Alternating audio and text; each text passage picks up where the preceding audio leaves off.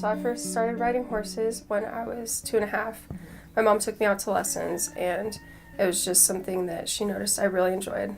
By the time I was 8, I got my first horse. My mom gave her to me as a Christmas present in my front yard. She had a big red bow on her, and that kind of gave me a big responsibility when I was younger, and it showed me that I had to actually take care of something by myself.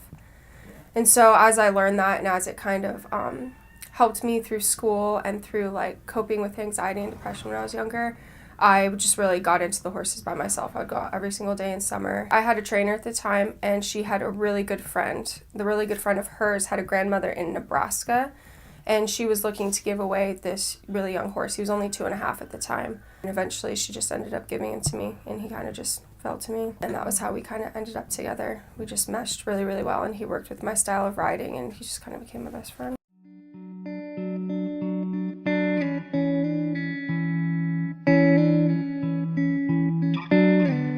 Growing up, like, I used to help my trainer with lessons, and I remember we had this, I think she was autistic, and she had MS, or early stages of MS. She had a lot going on with her, like mental issues as well.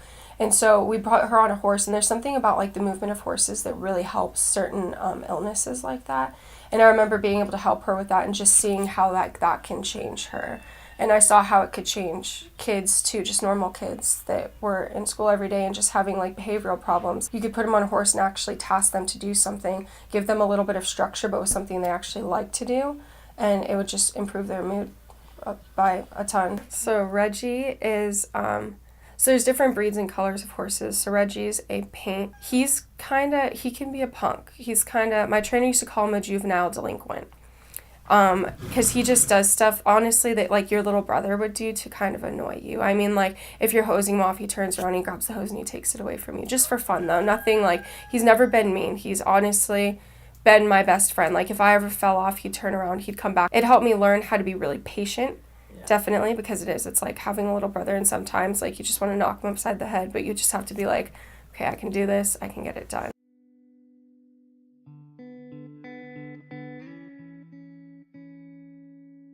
I started having the anxiety or depression. I feel like it's kind of a mixture of both. I feel like it's kind of always been there throughout my life, but it definitely like exacerbated when I hit puberty. It got really bad. I got really, really depressed. I just felt like I wasn't really worth anything. And it was hard for me to talk to people about it. Just talking to some people, like, they don't really understand, or they don't really know how to respond to you with that kind of stuff.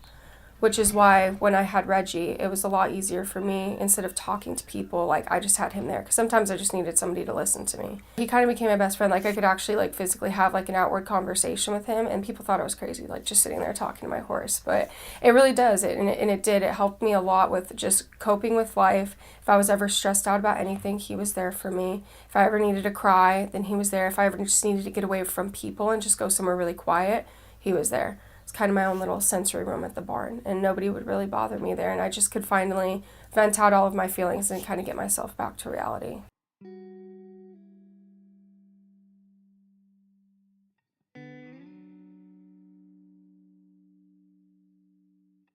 I feel like the depression was a little bit more prominent when I was younger, and I would have these really sad points.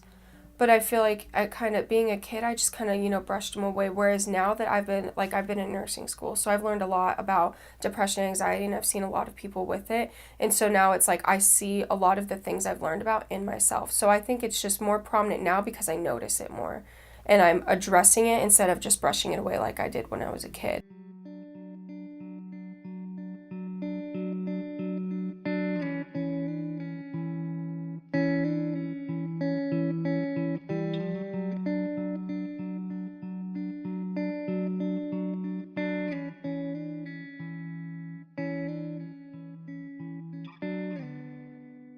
I feel like horses have shaped who I am. I feel like any kind of sports, or just going back to the whole nature versus nurture. And I definitely believe that horses have played a big role in the nurture side of it, along with other sports. But horses specifically, they've taught me how to be independent. Like, even as a kid, I would have to wake up at 5 a.m. every morning and be at the barn by 6. I would take care of my horse by myself all day. I would brush him, I would wash him, I would ride, I would feed him. Anything you could think of, I'd have to do all of that by myself.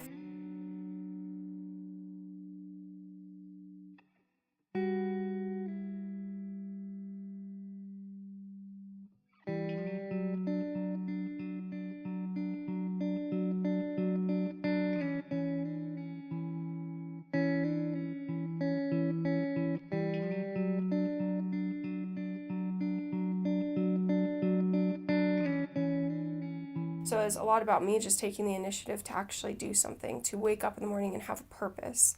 And it helped me when I was having those stages of anxiety or depression, usually depression when I was younger, like that, and when I was really sad, because I was just like, there's always something to live for.